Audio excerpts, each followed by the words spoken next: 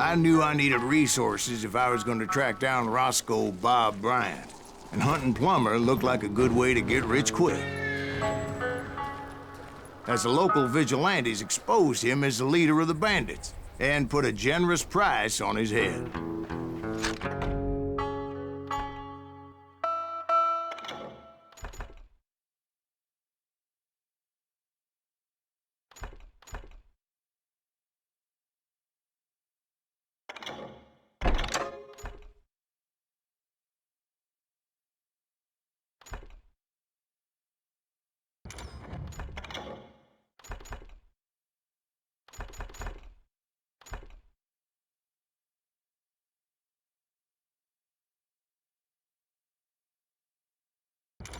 Plummer rallied his gang to plunder one last gold mine before making their escape, and that's where I thought I'd find him.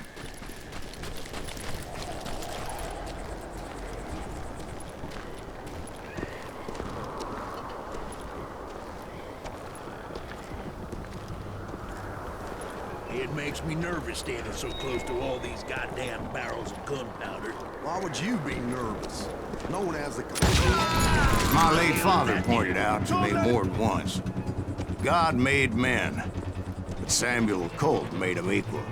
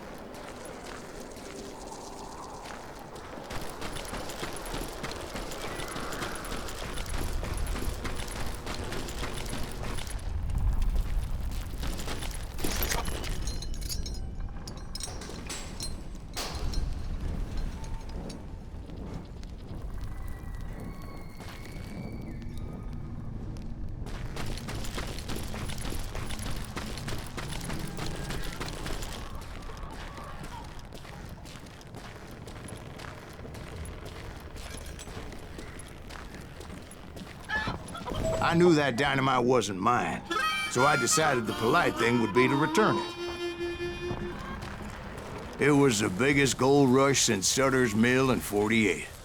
Unfortunately, prospectors weren't the only ones drawn to those riches.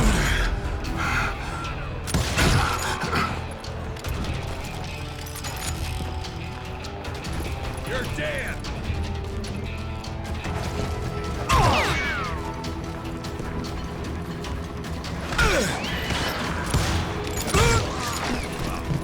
There were thieves and killers, robbing travelers and hijacking gold shipments. Like those that ran with Plummer. Some were just regular folks I knew from town, drawn by greed and easy pickings. Charlie Crow, the blacksmith. James, who worked in the stable. Sam and Jeremiah Barber, the butcher's sons. Ordinary citizens who lived a double life. Stealing and thieving and murdering their neighbors.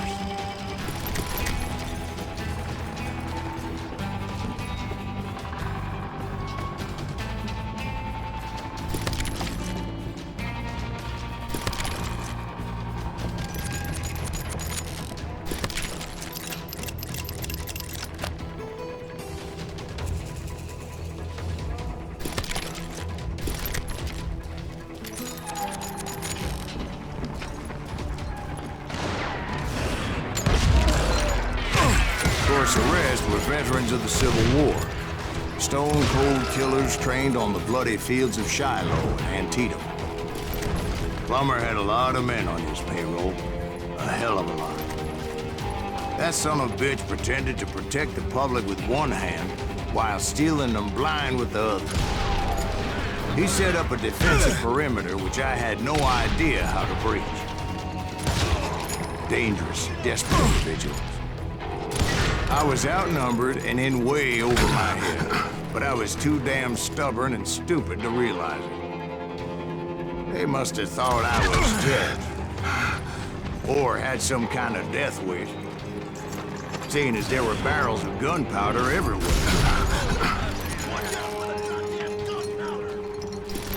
One stray bullet, one stray spark, and I'd be blown to hell and gone.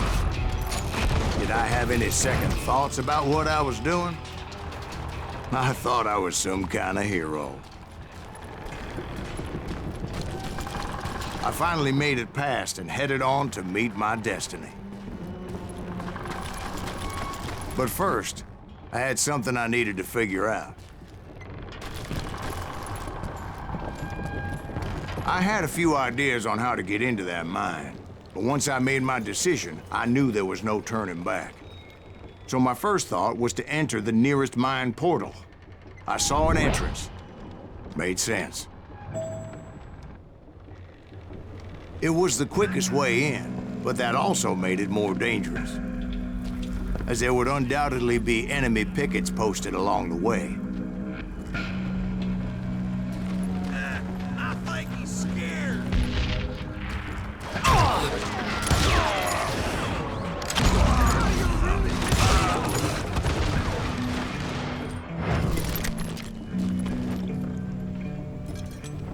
Had enough?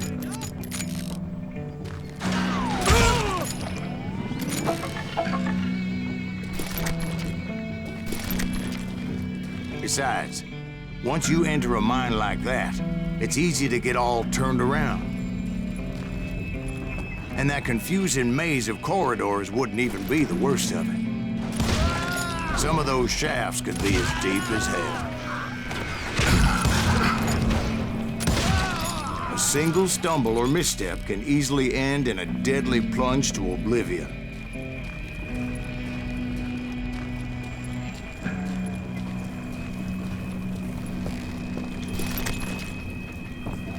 Hey, I'll flank him.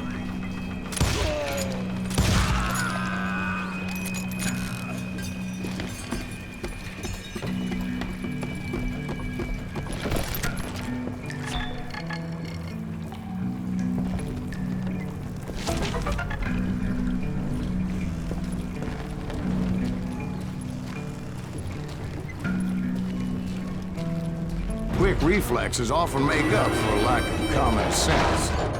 Luckily, I was never one to be easily bushwhacked. I would just need to be careful not to blow myself to kingdom come.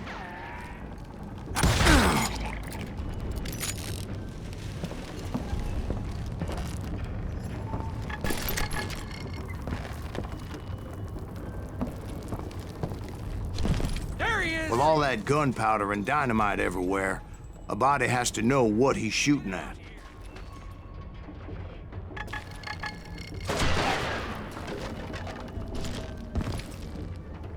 All it takes is one tiny spark, and boom.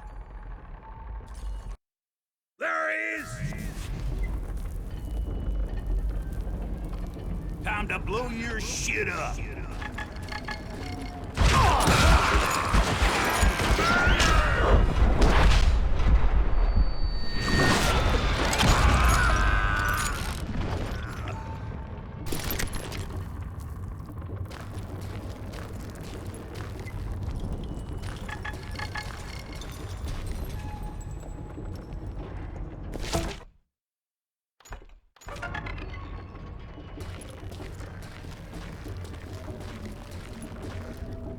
One wrong bullet could have turned that mine into a dad-blasted tomb.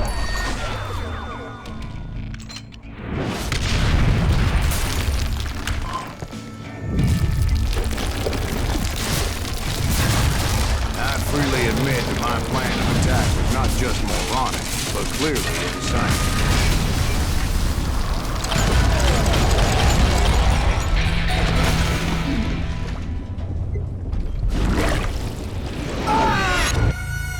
It's a good thing that I abandoned that ridiculous plan before I even tried it. Instead, I spotted a ladder, a way into the mine from the opposite side.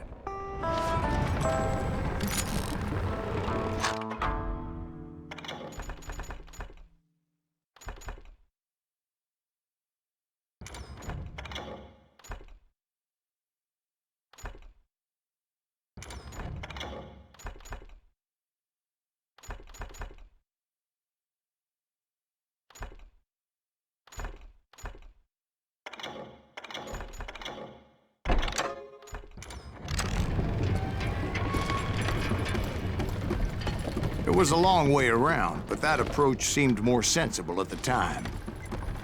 Of course, being I had a problem with heights, that scaffolding scared the bejesus out of me. Climbing down that ladder required some caution, because even though I had a younger man's reflexes, no man can dodge a damn bullet while climbing down a rickety ladder. I needed to make a leap of faith, which ain't easy when you're suspended between heaven and hell.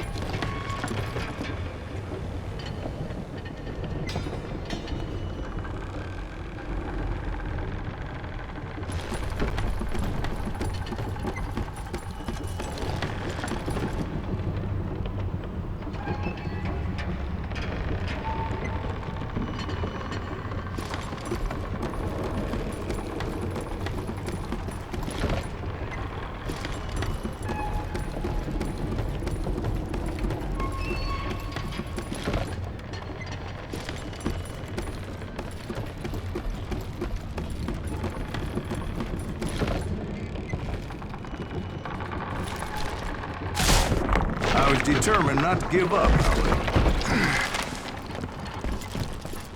As Sheriff Plummer seemed quite the despicable character. When the vigilantes discovered what the sheriff was up to, people were outraged. The 10,000 they put on his head would go a long way to helping me find old Bob.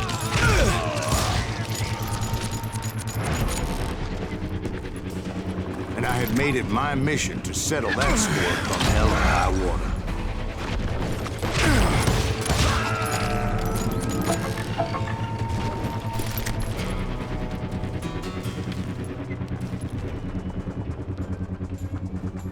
But first, I would have to make a choice. Take the elevator or climb the ladder.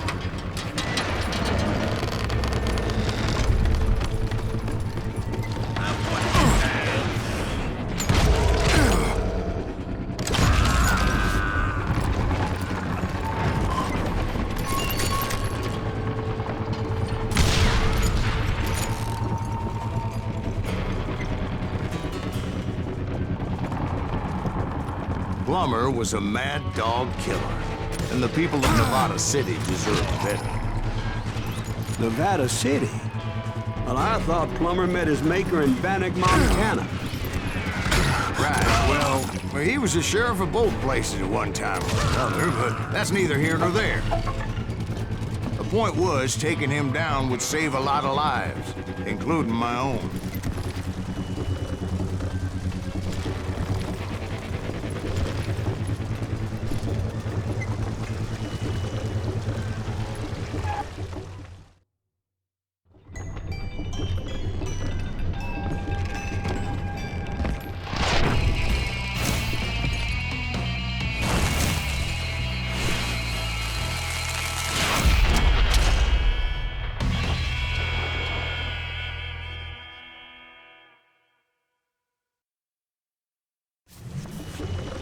They're gonna bury you in a million pieces! This day is just getting worse and worse for you. Hey! Henry Plummer was clearly unhinged, and I could see right away that this was gonna take some doing. Oh, nobody for you today!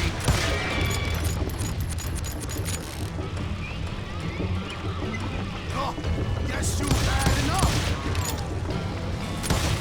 I can shoot too!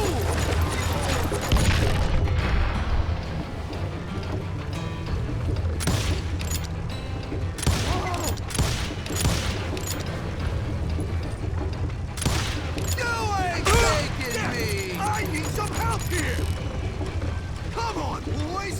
Take this cocksucker out!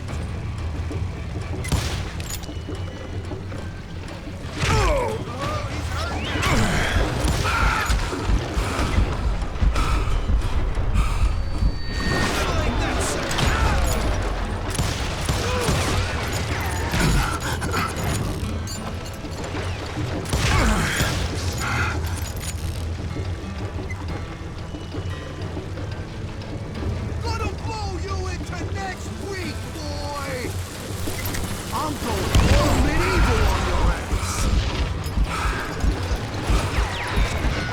Ooh. Why don't you just join the circus? No blood money for you today! Lucky shot!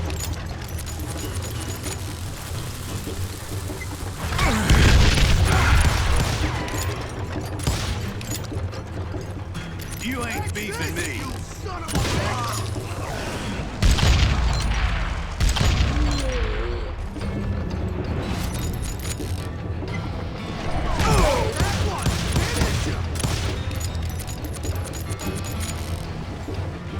You can shoot, but can you aim?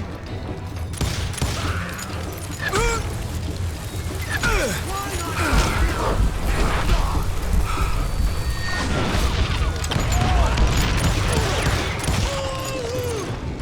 So that's how Henry Plummer died. Him and his crew were worth their weight in gold. And now, I was officially a bounty hunter.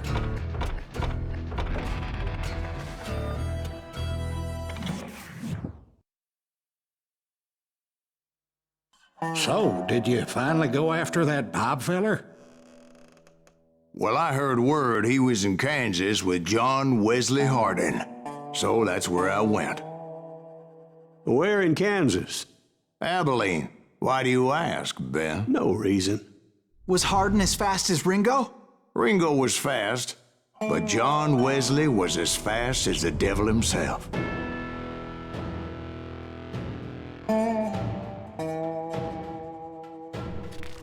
Hell, he killed his first man at 15. From that day forward, he had a price on his head and wouldn't back down for nobody, not even Wild Bill Hickok himself.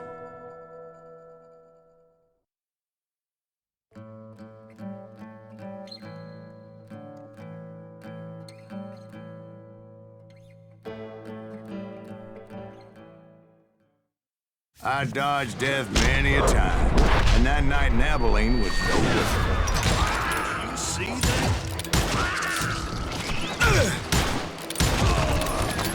I was there with the intention of finding that bastard Bob and collecting the bounty on John Wesley. I thought the Texas Rangers got heart. Yeah, that's what they want you to believe.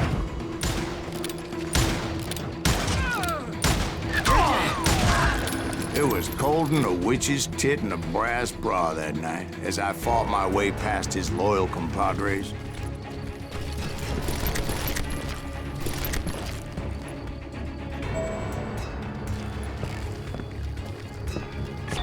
To the very same saloon we're sitting in today.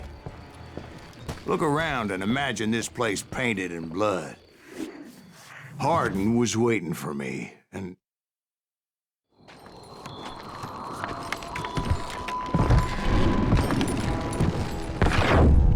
wait, I'm jumping the gun here. Let me back up and give you some background on this sumbitch. He deserves that much. Don't you think so, Ben? John Wesley Hardin was a killer. By the end, he confessed to taking the lives of 42 men. He was a bona fide folk hero by then, and had amassed a gang of armed miscreants and other assorted thugs. He and his men set up camp outside of town, and I was hoping Bob was among them. Shit, it's cold out here.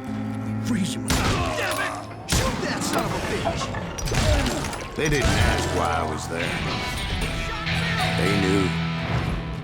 As most of them were wanted as well. I figured Hardin was here somewhere, but to get to him, I'd have to get past his gun hands. And that was easier said than done, as most of them were as foolish and full of bravado as I was. I had to spill a lot of blood to find out Hardin wasn't in that camp. He was carousing in town with his closest friends. Hardin's boys apparently didn't want me to reach the bull's head.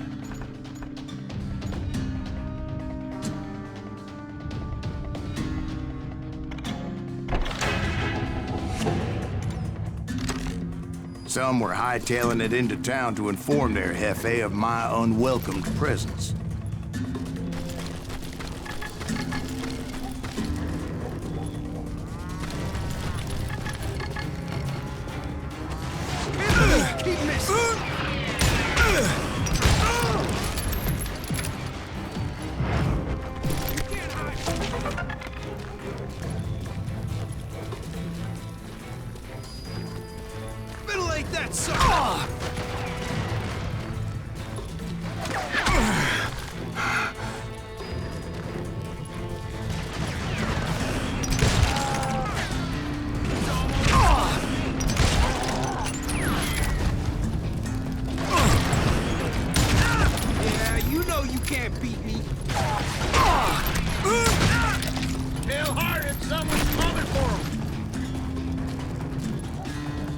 Stop that sumbitch!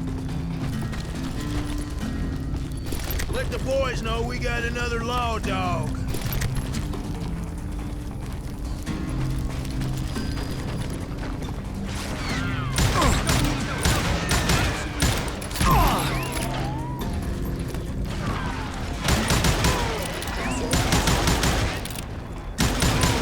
I wondered if Bob was among them.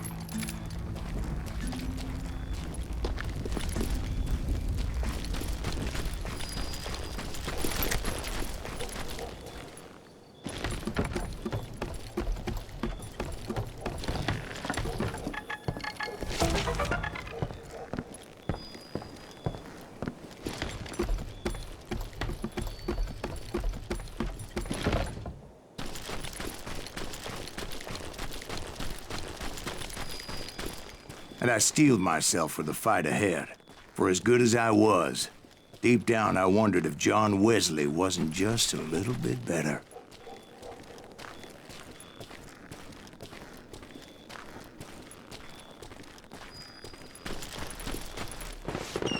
Before I could test my mettle against Hardin, however, I would first need to dispatch his cadre of hired killers. Most of these degenerates were beyond redemption, but John Wesley might have been a different story.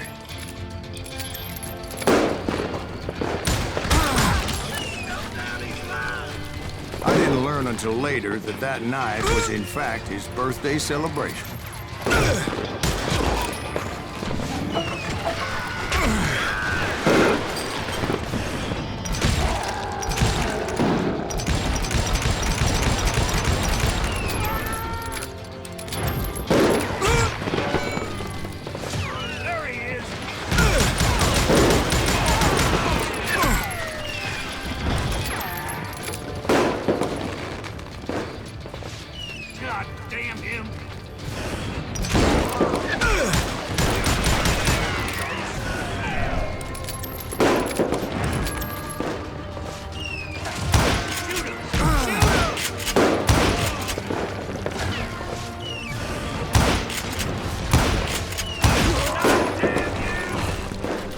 I think I already mentioned that I found Hardin in this very saloon.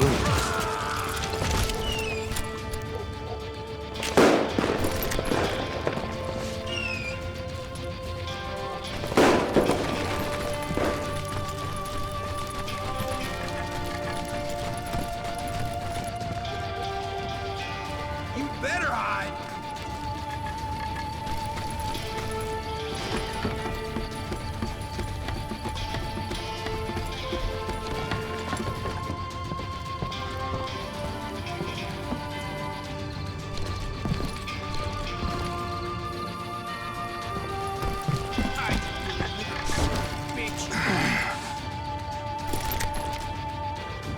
Suffice it to say, nobody there was happy to see me.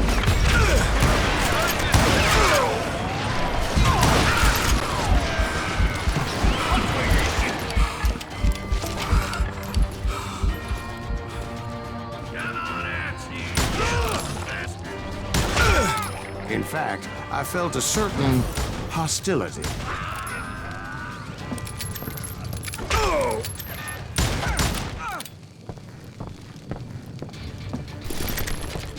Shoot him! Shoot him! Murderer!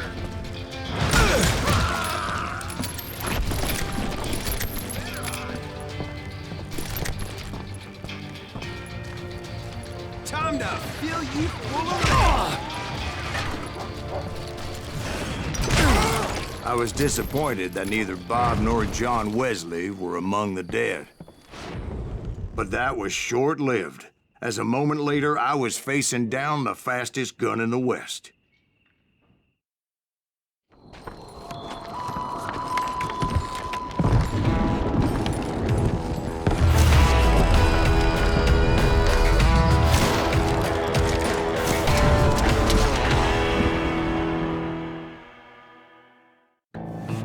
I felt a bolt of adrenaline, or maybe that was fear. He was well known for his tricks, and I knew I'd need my own if I was ever to defeat him.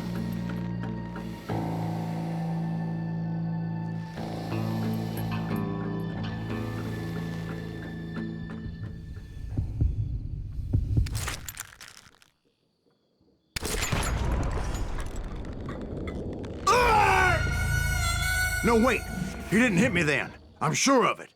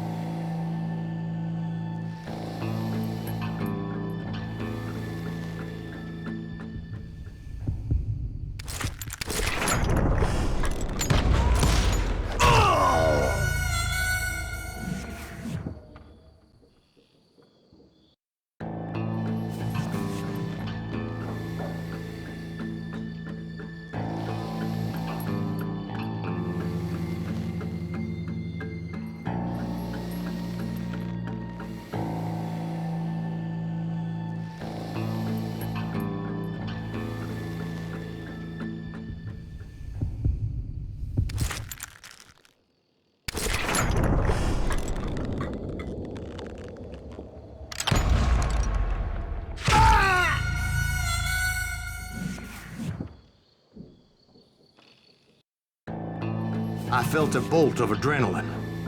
Or maybe that was fear. He was well known for his tricks, and I knew I'd need my own if I was ever to defeat him.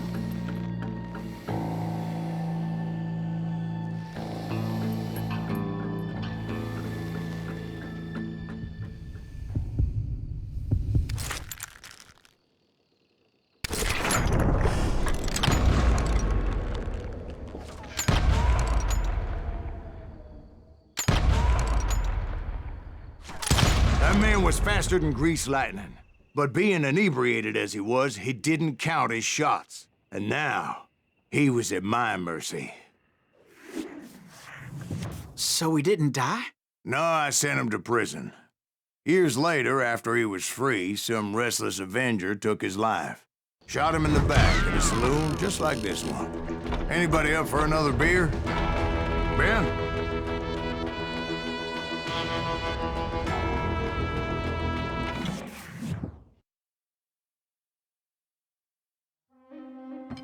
Thank you, darling. Yeah, some say revenge is a dish best served cold. So whatever happened to that Bob guy you were after? Personally, I'd like to hear some of your other adventures. Like, I don't know, do you ever go toe-to-toe with a red man?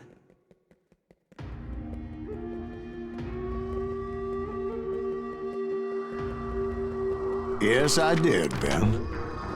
I remember once I was after this renegade Apache, Grey Wolf. Strangely enough, revenge was also his primary motivation.